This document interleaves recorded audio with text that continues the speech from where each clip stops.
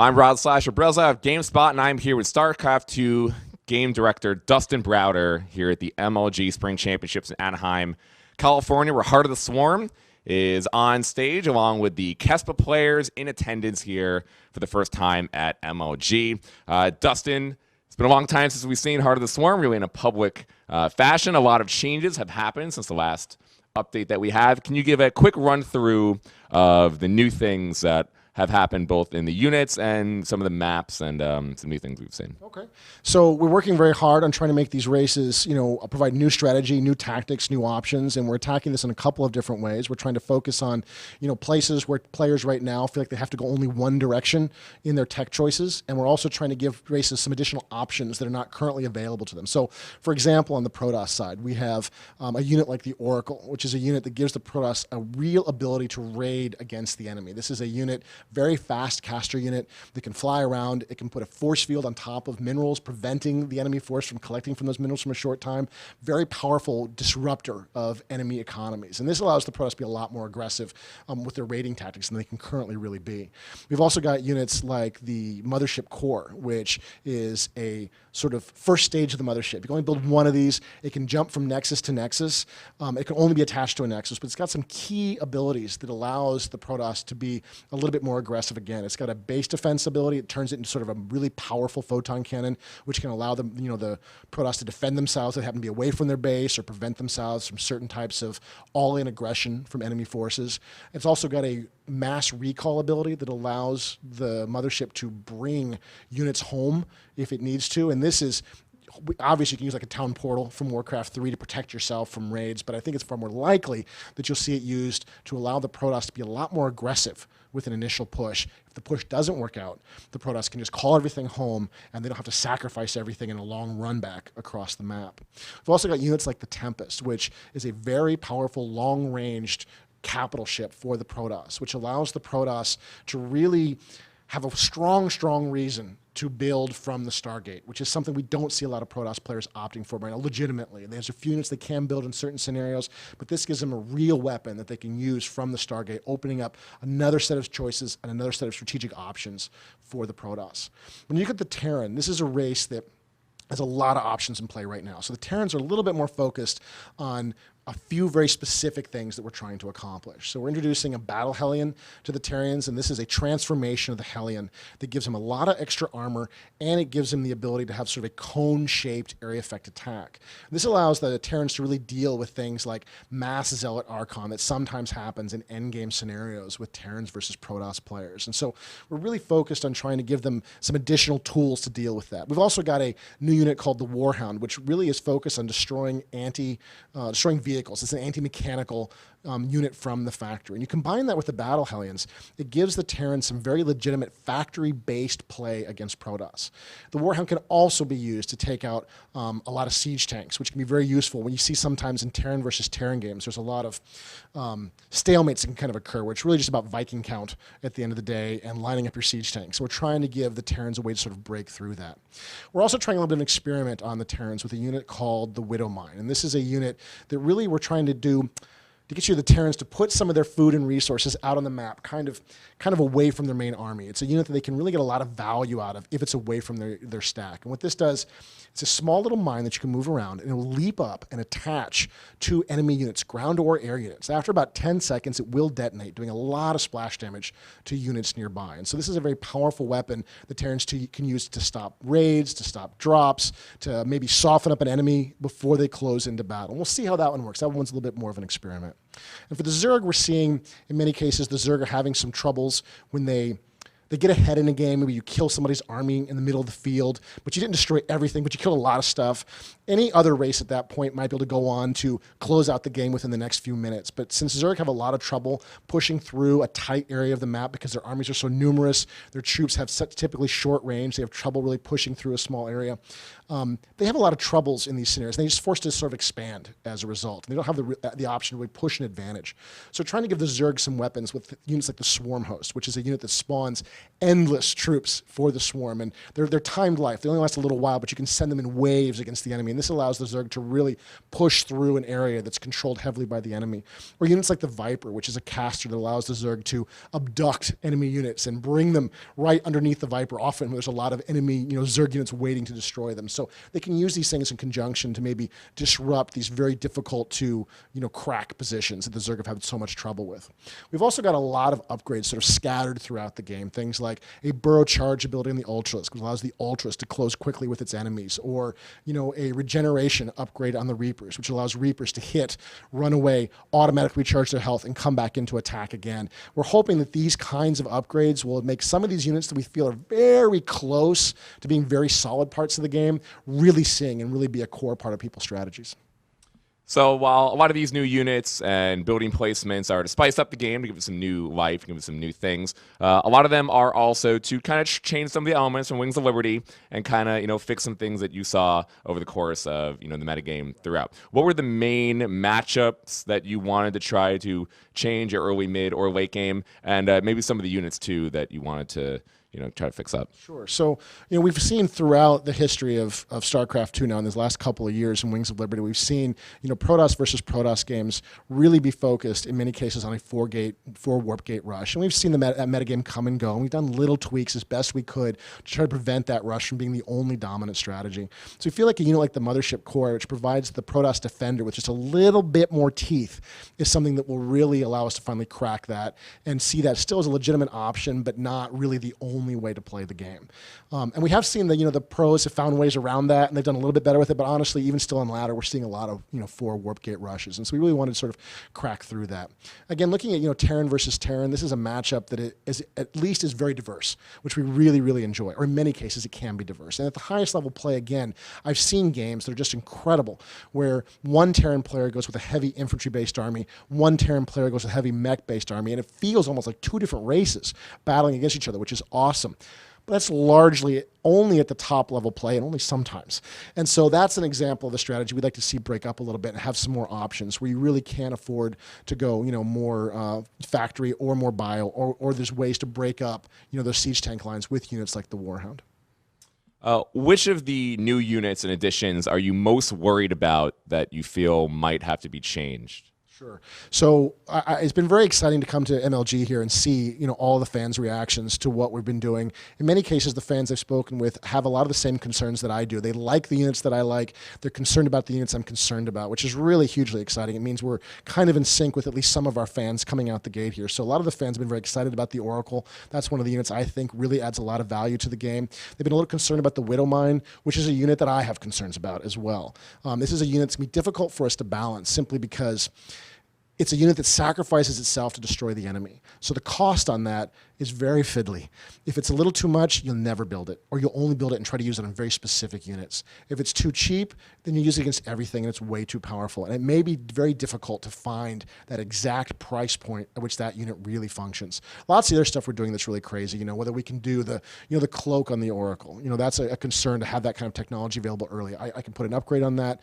I can make that upgrade take as long as I want. I can have the upgrade cost as much as I want. There's lots of hooks that allow us to tune that when we get into beta. But the ones that concern me are the ones where I know I don't quite have the hooks if it goes wrong, and that's the Widowmine that makes me the most worried right now. So with some of these new updates, at least to me as a Brood War player that played back in the day, something like the Vipers, kind of Dark Swarm-ish kind of effect, were some of the new spells and units derived from the Brood War days? We absolutely look at Brood War all the time, to see what we can learn from that product and see what we can pull out of it. I think you can definitely see a connection. I don't know ultimately who thought up Blind and whether they thought it came from Brood War or not, but you can definitely see the influence of that kind of thinking.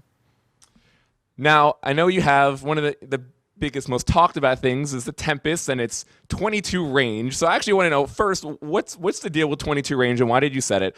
But more than that, I remember you kind of were explaining that you want to test the boundaries of how far you can push a unit and kind of push the game that way. So one, kind of specifically, why 22 range on the Tempest? But two, what's the methodology of doing the units in that way? Sure. So one thing we're always looking to do is make each of these units feel as powerful as possible and also as distinct from one another as possible. So we're looking at a unit like the Tempest. Like we decided we're going to have a siege range unit. on the Stargate. That'll give the Stargate some real teeth, right? And that'll be an interesting thing to test. We're testing that, and it feels pretty good. A siege rage unit on the Stargate, that maybe has a range of 12, is not that different from a Colossus. And it's still not that different from a Broodlord. And I know it's on Protoss and it's not on Zerg, so maybe we can get away with that. But it doesn't feel that different. And when we look at it and we say, well, what can we do with this that feels really different, that makes it really stand out from everything that we've done in the past? Well, what if we gave it a weapon range that was not artillery range, but was almost strategic range? Something that could really reach out and touch someone no matter where they were relative to your army, or how could you harass with this really extreme range? And so we like to test these kinds of things out and go out and see the reaction of the fans and see what it does. But we're always looking to push stuff. We're always looking to make everything feel as powerful and as different as possible from everything else. But again, 22 range might be too much. That could be 17. That could be 12. It could be anything we want it to be at the end of the day. And the way the unit's balanced right now is so it feels very different from something like a Broodlord. A Broodlord is a core combat unit. This is something that will absolutely stand over the top of your army and fight for its cost. The Tempest does not do that much damage relative to its cost. In fact, it's fairly poor for its cost. I've heard that feedback here from fans at BlizzCon, which is interesting, which I was kind of hoping to hear that. And they're going to say, well, the Tempest is terrible. I can't fight with it. I'm like, well, are you not supposed to fight with it? You're supposed to use it to harass the enemy. You're supposed to use it to force a confrontation. If you build 15 Tempests, you better hope you can destroy everything on his ground army, because your ground army is going to be thin at that point, and these things don't do that much damage relative to their extreme cost and the amount of tech it takes to get to them. So it's something we're trying to see. Can we do a strategic ranged unit? Can we do something that stands out from what we've done previously? Or do we have to kind of run home to what's traditional for us and say, it's range 11, right? Which is definitely a possibility if we get into beta and we discover, or we hear anything from the show or whatever, whenever we hear, right, that it's really not going to work. If the Tempest unit works out with that range, you find yourself maybe more willing to try more extreme approaches to other units? Absolutely, but I feel like we're already pushing as much as we can in many places. I know many of our fans feel like every one of our units is overpowered and their race is the weakest, and we're always looking for opportunities to push it. But I think if you look at some of the units we've done, the units are pretty extreme, and a lot of these, of course, have their roots in Brood War and StarCraft, where that game was nuts too. A Sonic Storm is insane. That's an insane amount of damage, and an EMP is ridiculous. And all of these things have just the power. A Yamato even is an insane amount of damage, right? So all of these things have the power to win you the game, and we would like to have every one of these units feel just as mighty as we possibly can.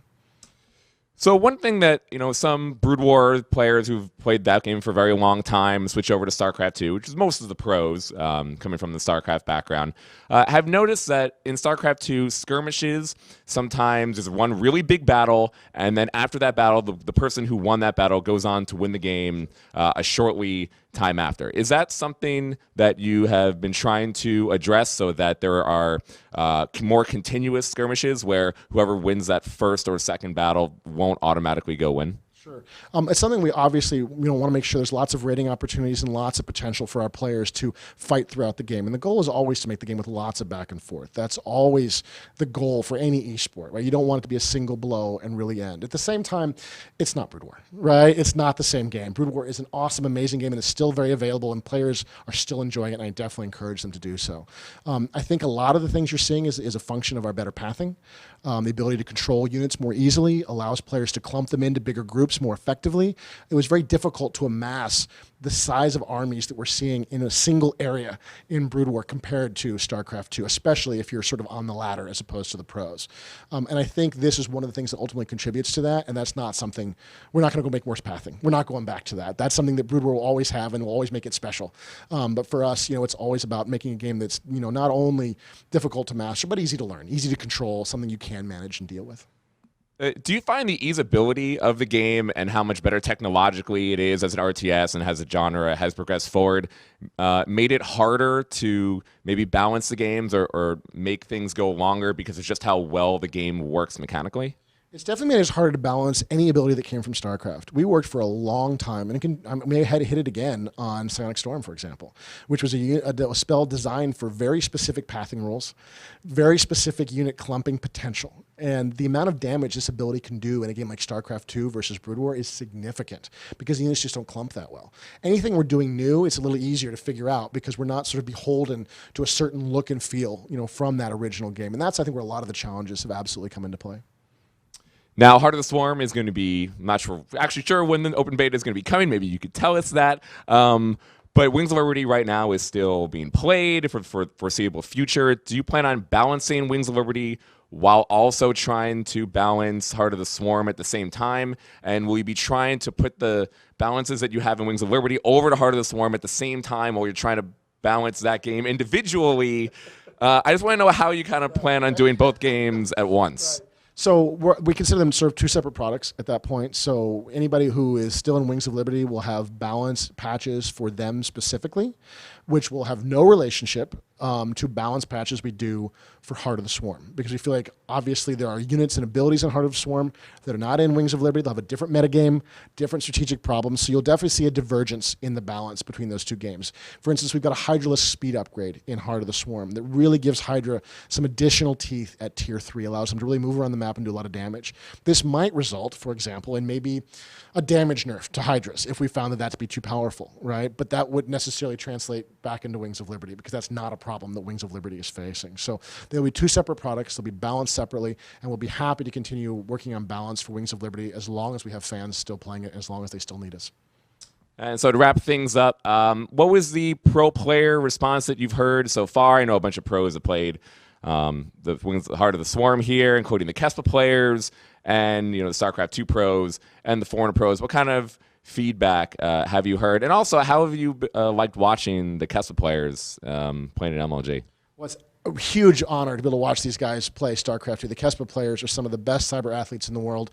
They have absolutely amazing skills, and I cannot wait to see what they can really do when they really get their teeth into it and they really get up to speed on the game. But they're looking just absolutely awesome, at this point. In terms of the feedback we've had, I haven't had a ton of feedback personally. I had heard feedback from David Kim and some others who've talked to the pros. Their response is usually that their race is the weakest and we're not doing enough for whatever race that they're playing. But we'll collect more and more and see what they really think about the game. Can you say when we should expect the beta to hit? I don't really know yet. There's a lot of sort of things still in play that's going to determine when that happens. We're obviously very excited to get out to the fans. We're almost ready to go with it at this point. We've got a 1.5 patch that is a patch for our arcade system that we just put out.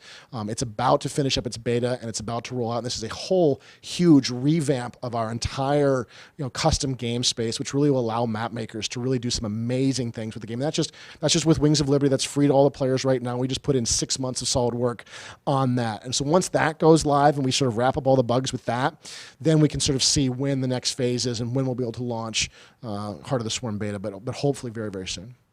Well, thank you, Dustin, for the interview. I can't wait to go play Heart of the Swarm right now, actually. Check out the interview at GameSpot.com, along with Chris Siggety and all the other pros from the Spring Championships in Anaheim.